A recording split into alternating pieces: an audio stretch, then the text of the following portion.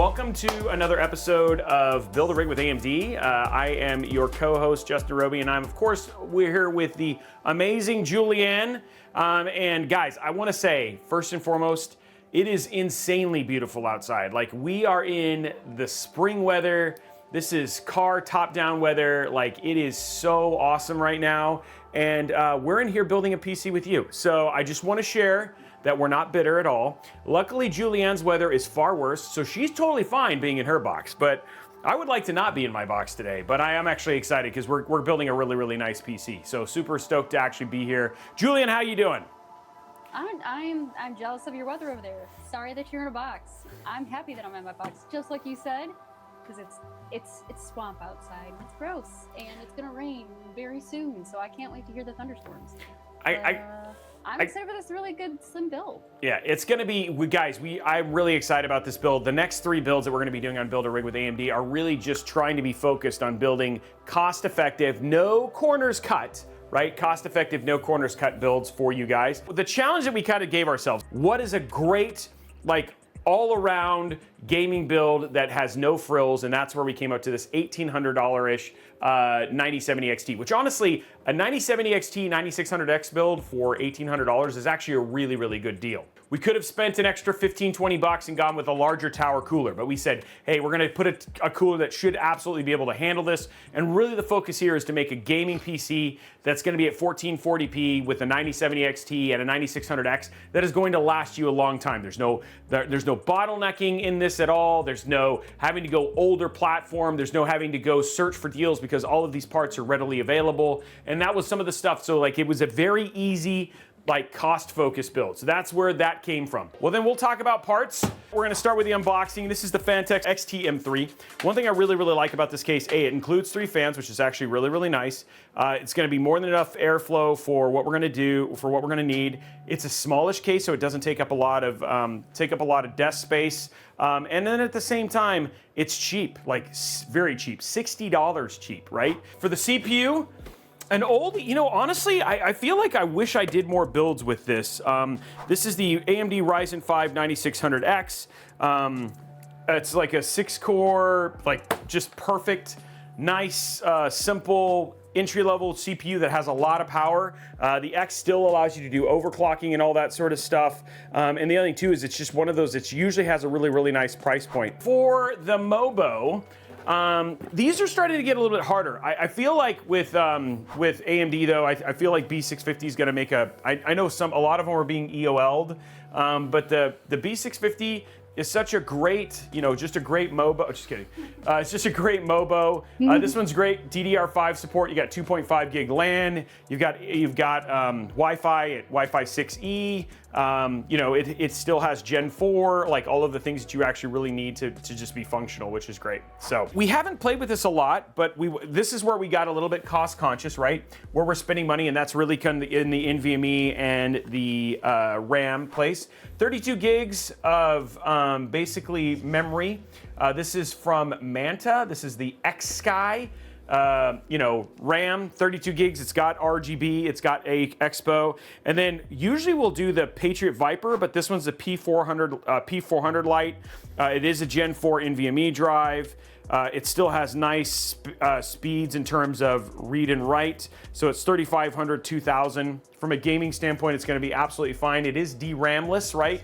But again, we're just trying to make sure that we're keeping our budget reasonable. And these are both nice entry-level, but nice compatible, both NVMe and RAMs. So should be absolutely fine here. For the GPU, we did the 9070 XT. The one thing I would say is this is definitely a place where you can do some bargain hunting because these go up and down in price pretty regularly. We chose the Sapphire Pulse, but at the time, like I think last week, we actually ended up seeing like an ASRock that was less expensive. So there are some options, and the cool thing is there's still really good sales on 9070 XTs. Okay, so here it is right here. This is our upside down. No, I did, yeah, upside down. Here is our PSU, which you guys see a lot.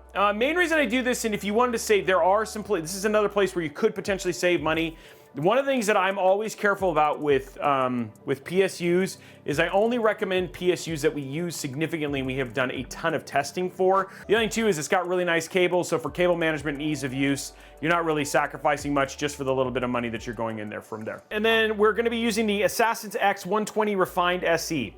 I will say that this does have, it can do up to 250 watt TDP, it says.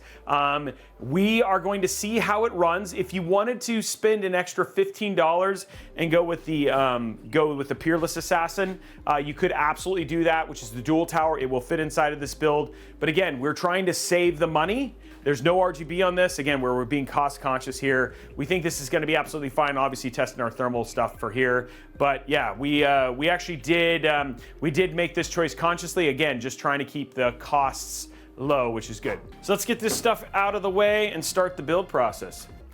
You know what, honestly guys, I'm probably gonna get travel banned right after this show. Oh no. Wait, you're going on Spirit Airlines? You know they're not flying anymore. No. We're going on a yacht.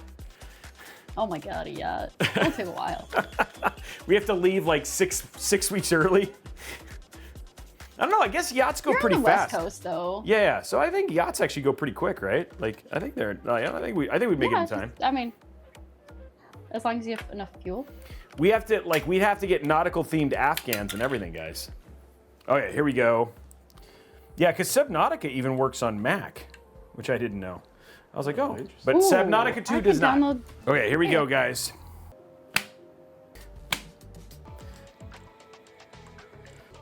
Okay, there we go. That's good. Look at that. Went together so cleanly. Okay, so here is our case. It's nice and light. It also has this really cool place right here that we're gonna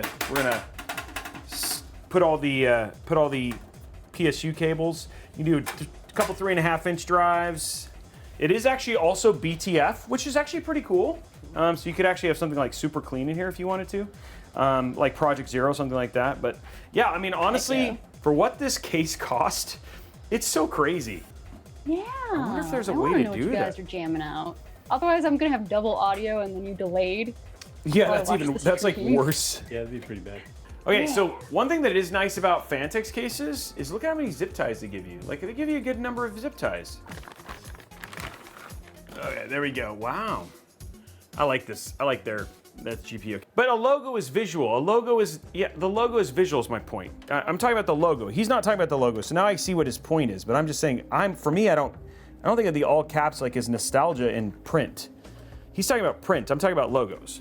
And he wasn't talking about logos. Okay. I think I've got it right now, Julianne. It does have enough room, because I think this one's going to sag. I think it's going to sag. I think you're right. Look at that. Pump it up. Bracket in. There you go. GPU pump bracket up. So we are now in the PSU section of the build. Only 3 cables that we got to worry about. How are you going to go in here? Math. Yeah, I'm trying to math it here. Okay, it works. Okay. I was like panicked there for a minute. I was like, I want you to know, like, Brian like ran over here when I was like, and he hustled. There we go.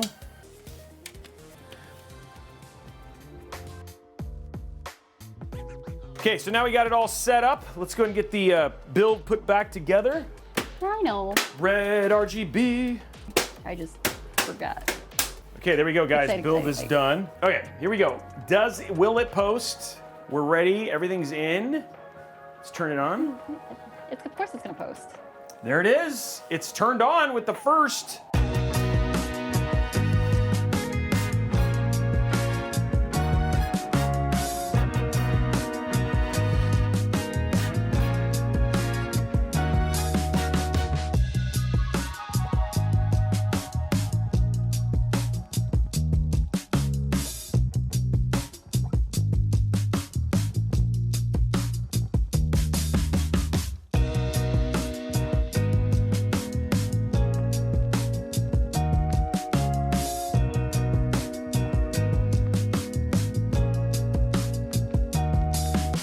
Everything's spinning. Wow, it is. I just have to say, this is a pretty case. I still like the fact we still have a lot of space in the front. Yeah, you really honestly do. Oh, there it is. We are posted, guys, and going in. There it is, guys. We are in like Flynn. Yeah, it is a clean looking PC. And I have to say, I like the price of this one. It is, I do actually like the RGB on the RAM. It's got like a nice solid diffuser, which I actually really like. I haven't used this stuff a lot. This is why I have Brian shoot him, because he's like, oh, look at how good it is. It looks so pretty. With a sweeping, parallaxing and all that sort of stuff. It's a smooth movement, all that sort of stuff. I will say the red and black with the sapphire actually looks really, really nice. Let's go ahead and open up Cinebench. See how this does? This is gonna, I mean, like, I'm curious about this cooler, but it should. I mean, right now, look at that idle, 32. Why are you crashing, Cinebench? Initializing plugins is where it crashed last time. Oh, and there it is. Crashed. Yeah. There's definitely a bug there. Okay, let's see if we can run the game. So it sounds like we may not be able to do some Cinebench, but let's see how the game stuff runs. Let's go to settings, graphics. We'll go Ray Tracing Ultra. We'll do FSR 4. We're gonna do it at balanced. Frame generation off, texture quality high, apply. And then we'll run the benchmark. Here we go. So you have to look at top, but I wanted to show both of those because the CPU temp is sitting at 6970, which is fine.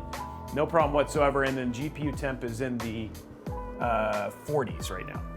And then we're getting 90 FPS, which is great with Ray Tracing Ultra with FSR 4.1. And our GPU is still at a great 50 degrees. 8990, that's great. That is a great, yeah, the CPU temp is great and the GPU temp is, I mean, GPU's at 100%, right? And it's still sitting at 53. Yeah, it's pulling 305 watts. Yeah, the hotspot might be a little bit higher, but I mean, like, again, it's not gonna be an issue. Yeah, so no problem whatsoever there. Anyway, guys, that is it for us. Have an absolutely amazing rest of your day, and we'll see you guys on the next episode. Bye, guys.